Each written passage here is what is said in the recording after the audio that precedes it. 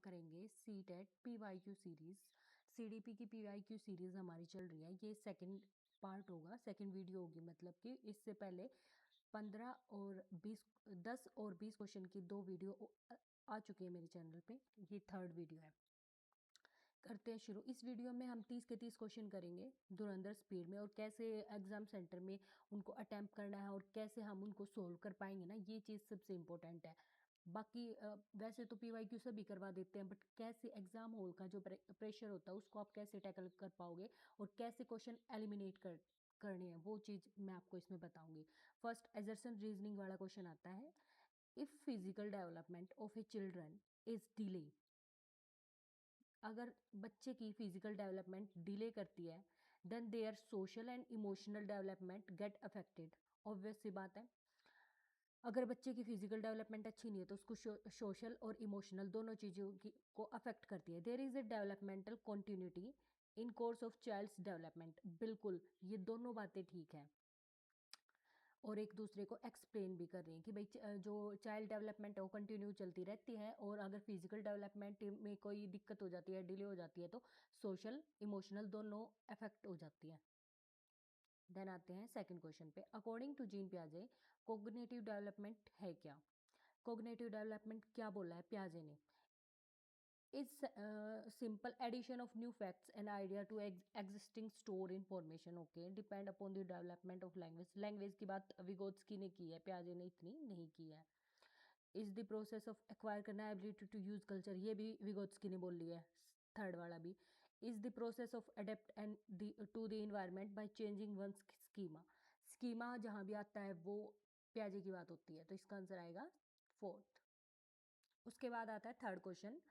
Teacher should avoid collaboration, group work and interaction among student. Teacher को avoid क्यों करना चाहिए? ये तो पहले ही गलत होगी। सबसे इंपॉर्टेंट है कोलैबोरेट करना, बच्चों को ग्रुप में स्टडी करवाना, इंटरेक्शन करवाना आपस में। लर्निंग इज पैसिव, नहीं एक्टिव होती है। And occur most effectively through memorisation, बिल्कुल गलत, दोनों ही गलत है। Both are false. कहाँ है बोथ आर फॉल्स? ये है इसका आंसर, क्योंकि ये दोनों ही नेगेटिव है और बच्चे पर इनका नेगेटिव इफेक्ट पड़ेगा। अगर आपको कोई भी चीज़ कुछ भी समझ ना आए ना कि भाई ये इससे कैसे रिलेट है, तो ये करके देख लेना कि भाई इन दोनों बातों का बच्चे के ऊपर क्या इफेक्ट पड़ेगा। अगर आपको बस एक पॉइंट ऑफ व्यू लेके चलना है पॉजिटिव चीज़ों का, ये नहीं है जो प्रैक्टिकल लाइफ में होता है, पिटाई करते हैं टीचर्स या फिर पेरेंट्स भी करते हैं, उन चीज़ों को आप इग्नोर करोगे। इसमें बस आपको एक पॉजिटिव साइड देखनी है एग्जाम हॉल में बैठ के, कहीं आप वहाँ अपने तुक्केबाजी चलाने लग जाओ, नहीं, वहाँ सब कुछ पॉजिटिव देखना है आपको बच्चे के regarding. Fourth question. Rapid increase in height and weight during adolescence that usually precedes sexual maturity is referred to as। बोल रहा है किशोरावस्था के दौरान लंबाई और वजन में बढ़त जो आमतौर पर यौन परिपक्वता से पहले होती है उसको क्या बोलते हैं?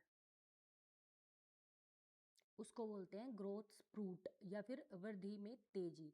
जो ये एडोलसेंस होती है इसमें हाइट वेट सब चीज़ें इंक्रीज होती है, बच्चे की बढ़ जाती है, कहने का मतलब ये है।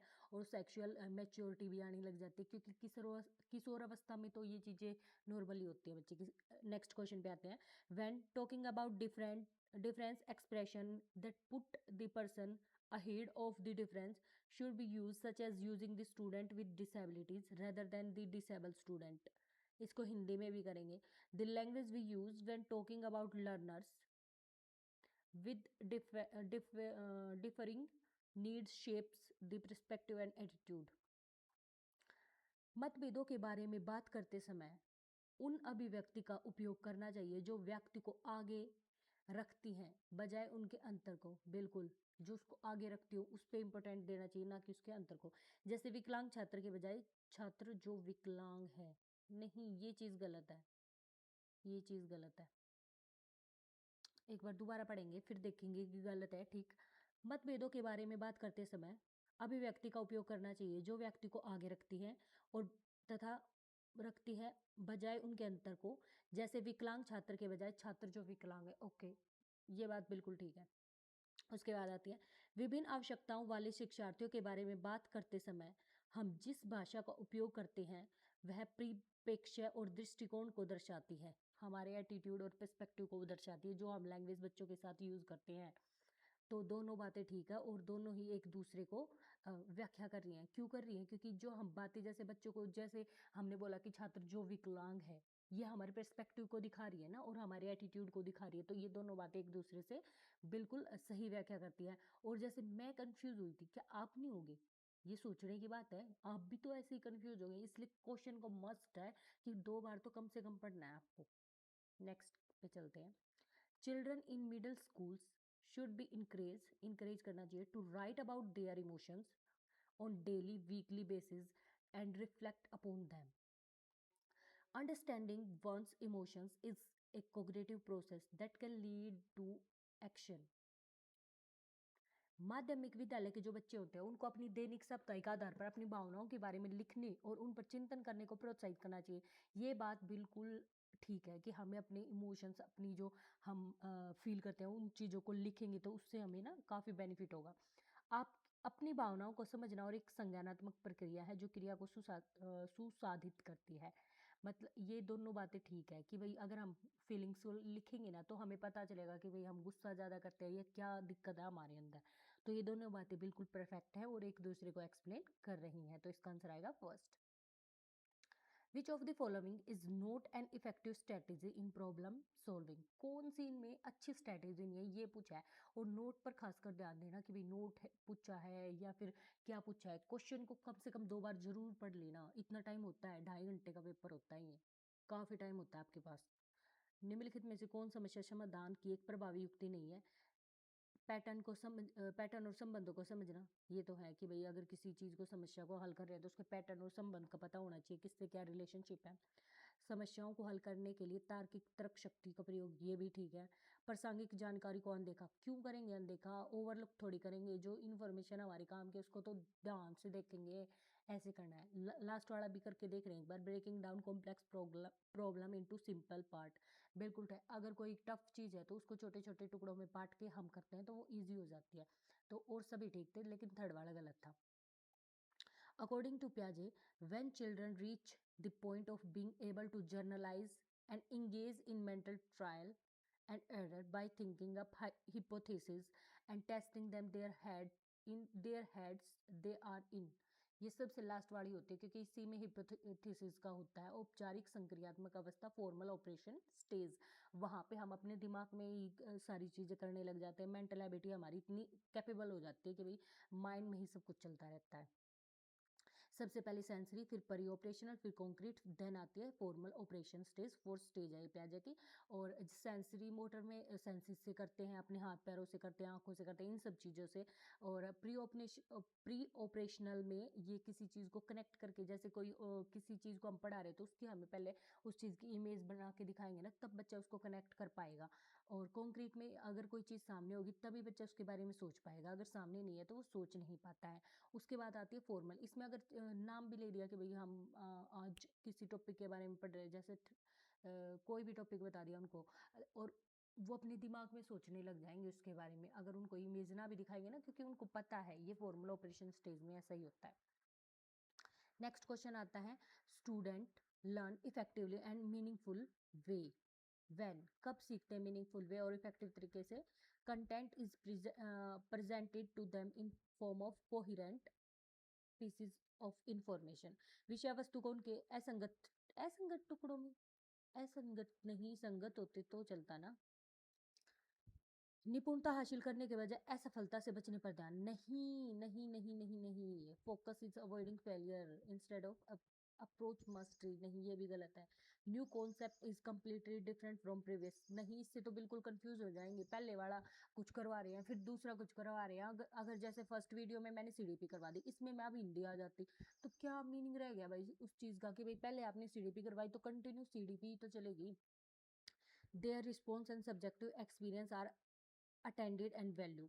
बिल्कुल, उनकी जो व्यक्तिगत सोच है और प्रतिक्रिया, उस पर ध्यान देना चाहिए और उसको महत्व देना चाहिए। तो इसका आएगा फोर्थ वाला आएगा। Next, according to Lawrence Kohlberg, around which ethics do very young children moral reasonings revolve? जो वेरी यंग चिल्ड्रन होते हैं उनका इथिक्स किस चीज़ पर मतलब टिका हुआ होता है, किस किस चीज़ के इर्द गिर्द घूमता है उनका मोरल जो रीजनिंग। आई थिंक ये वीडियो रिकॉर्ड होना ही बंद होगी थी।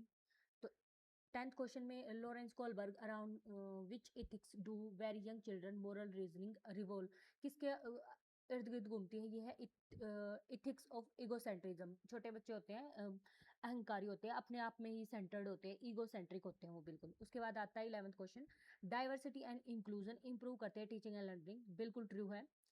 इंगेज करना in conversation across difference hinder करती है चिल्ड्रंस की ability to think critically and creatively, ये गलत है। अगर विविधताएं दोगे तो उससे बच्चे की क्रिएटिविटी तो और बढ़ेगी ना। अगर बहुत टाइप्स की चीजें आप बच्चे को इंट्रोड्यूस करवाएंगे तो उससे तो उसको उसकी क्रिएटिविटी और समालोचनात्मक थिंकिंग है जो क्रिटिकल थिंकिंग वो डेवलप ही होगी, उसमें वो हिंडर थोड़ी ना करेगी। हिंडर का मतलब होता है बाधा उत्पन्न करना।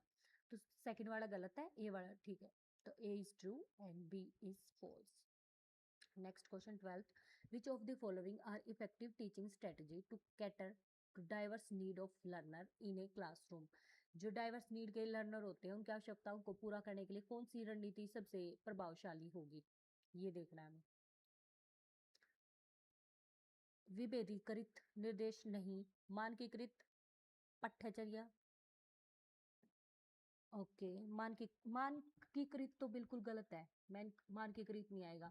इंडिविजुअल एजुकेशन प्लान ये आएगा, ठीक है। तो अब दो दो का जोड़ा है, अगर आपको समझ नहीं आ रहा है कि भाई कौन सा आएगा, तो जैसे अब ये इंडिविजुअल जिसमें सी है वो देखो, और बी उसमें होना नहीं चाहिए। सी है इसमें, बी नहीं है होना चाहिए, इसमें बी है, इसमें ये भी नहीं आएगा, इसमें बी है ये भी नहीं आएगा। तो इसका आंसर आएगा थर्ड वाला, कि डिफरेंट इंस्ट्रक्शन होनी चाहिए। जो स्पेशल नीड वाले बच्चे होते हैं उनकी नीड्स भी तो अलग होती है, कोई विजुअली इम्पायर्ड है, कोई हियरिंग इम्पायर्ड है, कोई किसी दिक्कत में है, कोई किसी दिक्कत में है। तो सबकी अलग अलग डिफरेंट इंस्ट्रक्शंस होगी और उनका इंडिविजुअल प्लान भी होगा हर बच्चे के उनकी नीड्स के अकॉर्डिंग। नेक्स्ट पे आते हैं, अकॉर्डिंग टू कंस्ट्रक्टिव थ्योरिस्ट, संरचना संरचनावादी सिद्धांतकारों के अनुसार क्या बच्चे में दुनिया को समझने की स्वाभाविक प्रवृत्ति होती है? बच्चे तभी सीखते हैं जब वे बाहरी रूप से प्रेरित होते हैं, गलत होना है ये तो। सेकंड, बच्चे सबसे अच्छा तब सीखते हैं जब उनके सामने जानकारी अंतिम रूप से पूर्ण रूप से प्रस्तुत की जाए। नो, बच्चे को अनियंत्रित व्यवहार करने की प्रवृत्ति होती है जिसे सुधारने की आवश्यकता होती है। तो ये जो नीचे वाले तीन है ना, ये तीनों तो हैं बिल्कुल गलत। बच्चे में दुनिया को समझने की स्वाभाविक प्रवृत्ति होती है, बिल्कुल। वो अपनी एक सेंस होती है उसकी, वो कैसे देखता है किसी भी चीज को। तो रचनावादी यही सोचते हैं कि वो क्रिएटिविटी करता है ना। और ये वाक्य क्यों गलत है? इसमें आया कि भाई एक्सटर्नली मोटिवेटेड, एक्सटर्नली तो कभी भी ठीक हो ही नहीं सकता। जहाँ पे एक्सटर्नल मोटिवेशन आती है वो बिल्कुल ठीक नहीं होता। जैसे बच्चे को लालच देके आप कुछ करवा रहे हो। उसके बाद आता है बच्चे सबसे अच्छा तब सीखते हैं जब उनके सामने अंतिम रूप से पूर्ण जानकारी, जब वो क्या वो खुद से कोई कुछ इनोवेशन करेगा, कुछ क्रिएट करेगा। जब सब कुछ उसके आगे धरा धरा है, आप उसको दे रहे हो, तो वो क्यों मेहनत करेगा? और उसके व्यवहार को कंट्रोल करना या फिर बिहेव को अनट्रूली वे से नीड्स टू करेक्ट, नहीं ये भी गलत है। इसका आएगा फर्स्ट ही आएगा, बच्चे को दुनिया को समझने की स्वाभाविक प्रवृत्ति होती है। Two commonly use strategies for effective problem solving are, कौन कौन सी हैं? तो इसका डायरेक्ट बता रही हूँ, ह्यूरिस्टिक एंड एल्गोरिदम मेथड, खोजबीन करके। It is teacher is designing a lesson plan for a group of student with varying level, उनका अलग अलग लेवल है। कीवर्ड्स को हाईलाइट करते जाया करो, पेन तो मिलेगा तुम्हें। Understanding of topic, according to Vygotsky theory which of the following should be teacher consider when designing the lesson, lesson design करते समय टीचर को क्या करना चाहिए? और बच्चे का लेवल के अकॉर्डिंग टॉपिक दिया गया है, तो टीचर अब विगोत्स्की के पॉइंट ऑफ व्यू से सोचना है आपको। Teacher should ask each student to work individually, teachers should provide all students with the same level of challenge, teacher should consider each student's current level to understand the provide appropriate support to help them to reach the next level, the teacher should only focus, जहां only आए उसको बिल्कुल काटा मार देना, काटा।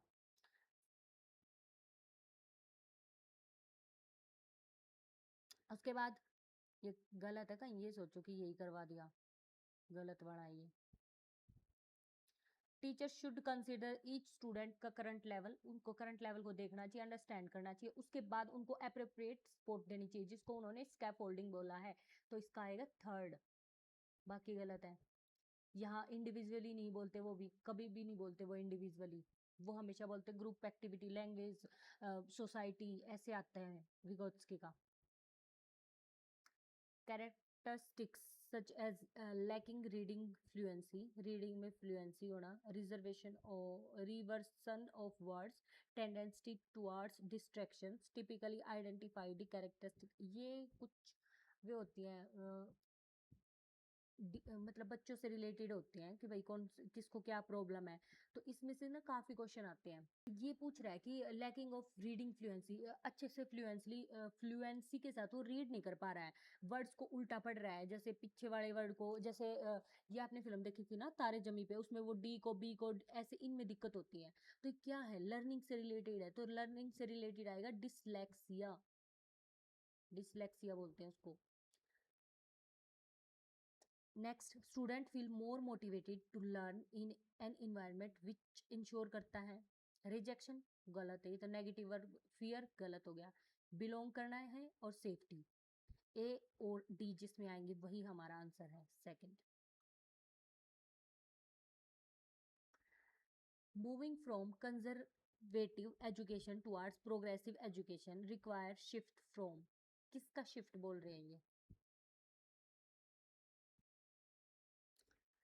Performance oriented to goal mastery, ये है हमारा आंसर। थर्ड वाला है हमारा आंसर। ये बोल रहे हैं कि पहले जो थी ना वो थी रूढ़िनुमा शिक्षा प्रगति थी, उस रूढ़िनुमा जो हमारी शिक्षा प्रणाली थी, उसके बाद हम प्रगतिशील प्रोग्रेसिव एजुकेशन की तरफ बढ़ रहे हैं। तो वो कौन सी है इनमें से, किसकी तरफ शिफ्ट हो रहे हैं? पहले परफॉर्मेंस देखी जाती थी, अब मास्टरी ओरिएंटेड है कि भैया आपको कितनी डेप्थ में नॉलेज है, ये नहीं है कि कितना रट के कितने स्कोर कर लिया आपने, वो नहीं चलता अब। When learning new information, which of the following is helpful strategy for children to use to ensure they understand the correct content material? नई जानकारी सीखते समय बच्चे के लिए यह सुनिश्चित करने के लिए कि वे किस विषय वस्तु को समझते हैं, निम्नलिखित में से कौन सी एक सहायक रणनीति है? जानकारी को एक बार फिर से पढ़ना, बिल्कुल, क्वेश्चन को कम से कम 2 बार रीड करना चाहिए। प्रश्न पूछना और स्पष्टीकरण मांगना, वेरी गुड। समझने का नाटक करना, नहीं, नाटक तो गलत ही हो गया। अपरिचित शब्दों के लिए अपना अर्थ बनाना, नहीं, इसका आएगा ए और बी, तो जिसमें ए और बी है वो है ये। A teacher should create a classroom culture where student motivate to learn in primarily focused। एक शिक्षक को ऐसे कक्षा वातावरण का निर्माण करना चाहिए जहाँ छात्रों को सीखने की अभिप्रेरणा मुख्य रूप से किस पर केंद्रित हो? Avoid shame of appearing ignorant, compete with each other, नहीं, कंपटीशन नहीं होना चाहिए। Understand and appreciate the process of learning, prove their worth to others, इसका आएगा थर्ड, कि अंडरस्टैंड करना चाहिए और अप्रिशिएट करना चाहिए उनके जो भी वो प्रोसेस कर रहे हैं लर्निंग सीखने में, या जो भी वो अपनी सीखने की प्रक्रिया को समझने में उनकी जो सराहना करेंगे, तो इससे बच्चे मोटिवेट होंगे और फिर वो आगे भी अपना कुछ खुद से ही करेंगे कि भैया मैं खुद से ट्राई करके देखता हूँ। अगर गलती होगी तो उसको डांटना नहीं है, उसको अप्रिशिएट करना है कि भाई उसने कितना खुद से अपनी मेहनत करने की कोशिश की है, खुद से सीखने की कोशिश की है, खुद ट्राई किया है। Male characters in stories and books are often presented as strong, and while female characters are shown as warm and sensitive. School and curriculum influence gender role identity as they are powerful agent of secondary socialization। ये बोल रहा है कि जो कहानियां होती है ना उनमें पुरुषों के जो पात्र होते हैं उनको स्ट्रॉन्ग ताकतवर दिखाया जाता है कि भाई वो लड़ते हैं, और जो फीमेल होती है उनको सेंसिटिव और लवेबल दिखाया जाता है कि वो दूसरों को प्यार करती है, कितनी सेंसिटिव होती है, रोने लग जाती है, ये सब दिखाया गया है। तो स्कूल के पाठ्यचर्या में जेंडर भूमिका की पहचान को प्रभावित करते हैं क्योंकि वे द्वितीयक समाजीकरण का शक्तिशाली माध्यम है। तो इसका आंसर आएगा both A and B are true and R is explain correct explanation of A. Then move करते हैं 22 पे। Children who are struggling with dyslexia, अभी पढ़ के आए हैं, लर्निंग से रिलेटेड है, have trouble in phonological process that makes it hard to decode words. All children benefit from being encouraged in their area of interest and ability. तो दोनों क्या ट्रू है? देखो एक बार दोबारा से पढ़ गए। चिल्ड्रन पठन वैकल्य से जूझ रहे बच्चों को ध्वन्यात्मक प्रसंस्करण में परेशानी होती है, मतलब जो फोनोलॉजी होती है उनकी साउंड को समझने में दिक्कत होती है, जिससे शब्दों को डिकोड कर पाना उनके लिए डिफिकल्ट होता है। उसके बाद सभी बच्चों को उनकी रुचि और क्षमता के क्षेत्र में प्रोत्साहित किए जाने से लाभ होता है। दोनों ट्रू हैं, पर एक्सप्लेन तो कोई सा नहीं कर रहा ना, तो ये इससे किसी भी तरीके से रिलेटेड, ए आर से रिलेटेड नहीं है और आर भी ए से रिलेटेड नहीं है, तो दोनों ट्रू हैं बट रिलेटेड नहीं है, व्याख्या नहीं कर रहे हैं ये एक दूसरे की। 23 what is the role of peers in socialisation process? Peers क्या करते हैं? समकक्षियों का सामाजिकरण पर कोई प्रभाव नहीं होता, गलत। विकास के सभी चरणों में माता पिता और अन्य वयस्कों की तुलना में समकक्षियों का सामाजिकरण बहुत कम प्रभाव पड़ता है, ये भी गलत। समकक्षीय बच्चों के सामाजिकरण की प्राथमिक संस्था है, बचपन की तुलना में किशोरावस्था के दौरान समकक्षियों का सामाजिकरण पर अधिक प्रभाव पड़ता है, तो इसका आएगा फोर्थ।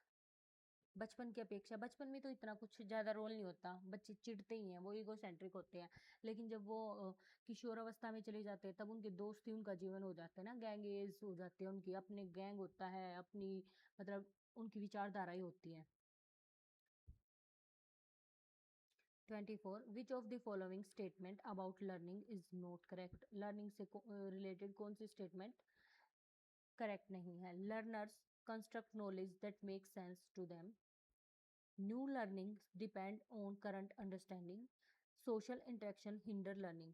गलत है ये, सोशल कब से हिंडर करने लगा? अगर हम सामाजिक संपर्क करेंगे तो हमारी नॉलेज बढ़ेगी ना, घटेगी थोड़ी। वो उसमें बाधा किस प्रकार है? वो तो हेल्प कर रहा है सामाजिकरण, सामाजिकरण तो हमारी लर्निंग में।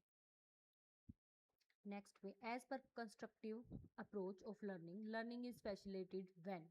कब फैसिलिटेट होती है? गतिविधियां परस्पर संवादात्मक और सहयोगी हो, विषय वस्तु पृथक होगी तो कैसे होगा? ये तो गलत हो गया सेकंड वाला। शिक्षा शास्त्र शिक्षक केंद्रित और सांस्कृतिक रूप से पृथक हो, गलत। कार्य असंगत और अव्यवस्थित हो, सारे गलत है, फर्स्ट वाला ही ठीक है। एक बार सारे ऑप्शन पढ़ के देखा करो और जो गलत लगे ना उसको वही काटो, फिर नेक्स्ट पढ़ो, वो गलत लगे उसको भी काटो, तुम्हें अपने आप मिल जाएगा आंसर। ये नहीं है कि तुम आंसर को ढूंढोगे तो नहीं मिलेगा, ये देखो कि कौन सा आंसर नहीं हो सकता।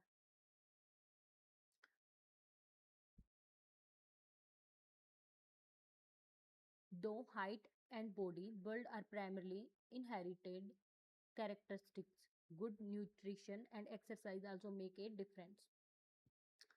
हालांकि लंबाई और शारीरिक संरचना मुख्य रूप से विरासत में मिलती है, मतलब हेरिडिटी होती है, लंबाई और जो हमारा फेशियल हो गया, बॉडी का जो शेप होते है वो सब कुछ। अच्छे पोषण और व्यायाम से भी इसमें फर्क पड़ता है, बिल्कुल बिल्कुल पड़ता है। आनुवांशिकता और पर्यावरण की परस्पर अंतक्रिया का विकास पर प्रभाव पड़ता है, बिल्कुल ये भी ठीक है, दोनों ही ठीक है और एक दूसरे को एक्सप्लेन भी कर रहे हैं ये आएगा इसका। नेक्स्ट पे चलते हैं। In an inclusive classroom adaptation should be made in, किस में होनी चाहिए? लर्निंग गोल या फिर सहायता के प्रावधान में या शिक्षण अधिगम की रणनीतियों में या फिर मूल्यांकन में? तो सभी चीजों में होनी चाहिए adaptation, A B C D सारे ऑप्शन आएंगे इसके। नेक्स्ट में, which of the following does not come under the category of sensory impairment? Dysgraphia होता है लिखना, हाथों से हम लिखते हैं। हार्ड ऑफ हियरिंग, ये हमारी सेंस होगी ना, सेंस कौन सी है वो देखो पहले, उनको अलग कर लेना। कलर ऑफ ब्लाइंडनेस, आंखों का है, आंखें हमारी सेंसेस में आती हैं। हियरिंग कान सेंसेस में आते हैं। पार्शियल लॉस ऑफ विजन, ये भी सेंसेस में आता है, तो डिस्ग्राफिया सेंसेस में नहीं आता, ये फाइन मोटर, वो सॉरी फाइन मोटर, हाँ फाइन मोटर में आता है। डिस्ग्राफिया लिखते हैं ना हम, फिंगर टिप से ही तो लिखते हैं। और ग्रोस मोटर वो होती है जैसे हम पूरे हाथ का यूज कर रहे हैं, पूरी लेग्स का यूज कर रहे हैं, और फाइन में होता है जैसे हम बिल्कुल छोटी चीजों का यूज करते हैं, अपने बिल्कुल ये टिप्स का यूज कर रहे हैं या फिर बिल्कुल पंजों का यूज कर रहे हैं, पंजों पे खड़े हैं, वो हमारी फाइन मोटर में आएगी। बैलेंस कितना बना पाते हैं हम, तो इसका आएगा सेकंड। नेक्स्ट है, national education policy NEP 2020 emphasize करती है transformation of assessment by devaluing social culture context of student, छात्रों के सामाजिक सांस्कृतिक संदर्भ का अवमूल्यन अवमूल्यन करना नहीं, आकलन के योगात्मक रूप से क्रियान्वित करने की, समेटिव समेटिव होते हैं at the end of the year. स्वमूल्यांकन और सहकर्मी मूल्यांकन, बुद्धि की एकात्मक धारणा को लागू करने पर, प्रैक्टिस नहीं, ये थर्ड वाला आएगा इसका। इसमें सेल्फ असेसमेंट भी, पीयर असेसमेंट भी है। Last question, following Lev Vygotsky's idea, a teacher decide करता है to give hint and cues, cue देता है, हिंट देता है बच्चे को। Student who were stuck on a given problem, जैसे आप लोग अटक जाते हो, छोटे बच्चे हैं टेबल कर रहे हैं, वो टेबल करते करते बीच में अटक गए कि भाई 2 5 जा, वहां अटक गए, तो आप उसको हिंट दोगे ना, सोचो सोचो बेटा सोचो, ऐसे करके। तो वो सब चीजें क्या होती हैं, वो होती है स्कैफ होल्डिंग। और विगोत्स्की से रिलेटेड क्या 2 4 ही ये कॉन्सेप्ट है, लैंग्वेज का, कल्चर का, स्कैफ होल्डिंग का, मोर नॉलेजेबल अदर स्कैफ होल्डिंग में आता है, जो हमसे ज्यादा इंटेलिजेंट है, जैसे क्लासरूम में टीचर हो गया या फिर हमारे पीयर्स हो गए जो इंटेलिजेंट है। ये 3 4 चीजें आती है, इन्हीं को घुमा फिरा के क्वेश्चन फ्रेम होते हैं और उन्हीं में बच्चे अटक जाते हैं। अब ये क्या था, कुछ भी नहीं था, बस एक लैंग्वेज के फॉर्म में फॉर्म कर दिया था, स्कैफ होल्डिंग की ये डेफिनेशन ही है, अगर आप इसको देखोगे तो ध्यान से। तो अब हमारे फिनिश होते हैं 30 क्वेश्चन, नेक्स्ट प्रैक्टिस सेट कल लेके आएंगे। Thank you.